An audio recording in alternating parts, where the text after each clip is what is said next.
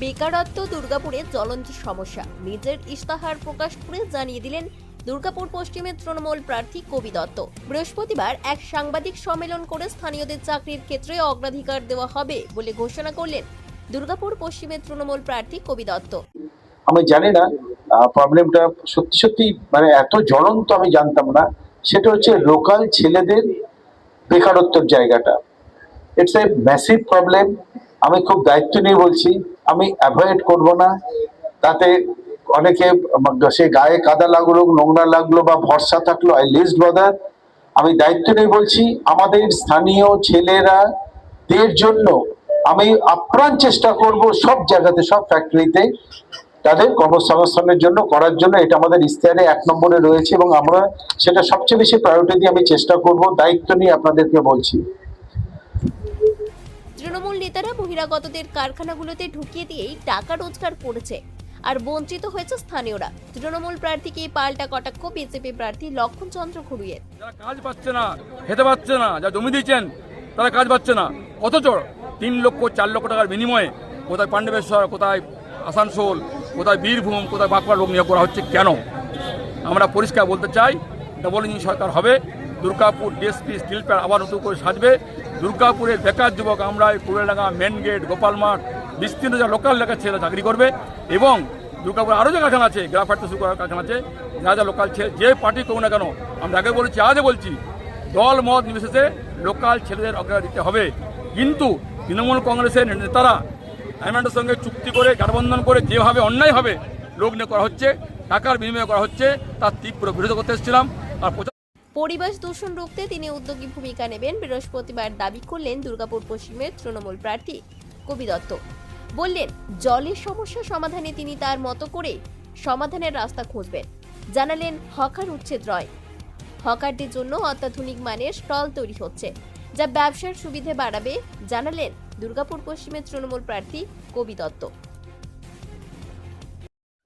খুব বড় সমস্যা, আমার এটা একদিনে সমাধান হবার নয়। দ্যাট ইজ পরিবেশ পলিউশন একটা মেজর ইস্যু আমাদের এখানে হয়ে আছে। ভোট এলেই এটা জাগে, ভোট চললেই থেমে যায়। আমি যে দায়িত্বটা নেবো সেটা এবার থেমে যাবে না, চেষ্টা থাকবে। তবে আপনারা যদি 1 বছর পরে সেখানে ধোঁয়া উঠছে বলেছিলেন, সেটা হবে না, আমি শিওর।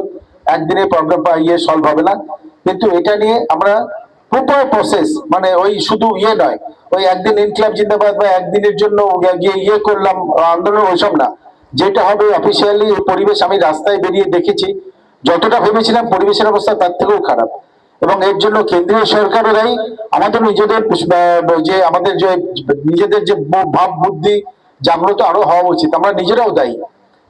কিন্তু এটার আমি ছোট্ট করে বলতে চাই, হকার ভাইদের জন্য অনুরোধ, আপনাদের এটা ভিভিডলি স্প্রেড করবেন। উচ্ছেদ বলে যে গল্পটা হচ্ছে, এটা কিন্তু একটা তাদের মানে মন গড়া গল্প।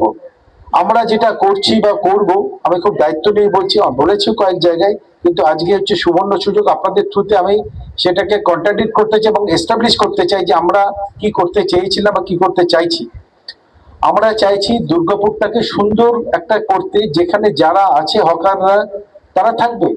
নতুন নতুন হকার বসলে তাদের গল্পটা আলাদা, কিন্তু আমাদের কাছে অলরেডি লিস্টেড আছে 2020-21 সাল যারা ছিল তারা আছে। আমি দায়িত্ব নিয়ে বলছি, প্রত্যেকের ব্যবস্থা হবে এবং পার্মানেন্ট ব্যবস্থা হবে এবং এত সুন্দর দর্শনীয় ব্যবস্থা। আপনারা হকার বলতে সেই নীল সাদা ঘর বোঝেন, যে গুমটি বিয়ের মতো ব্যাপার, যেখানে সেই হকারদের ছেলেমেয়েরাও যেতে চায় না। আমরা যেটা করে দেবো, দ্যাটস এ কিওস্ক, সেটা অলরেডি আন্ডার কনস্ট্রাকশন। আপনারা হয়তো কেউ কেউ দেখেও থেকেছেন, আমাদের স্যাম্পল তৈরি হয়ে গেছে।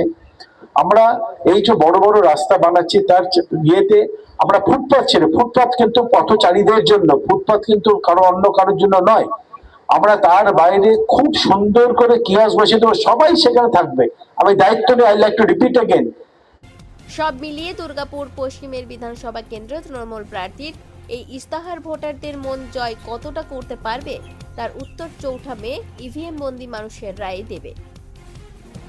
দুর্গাপুর থেকে অনুরাধা সেনগুপ্তের রিপোর্ট, খাঁটি খবর।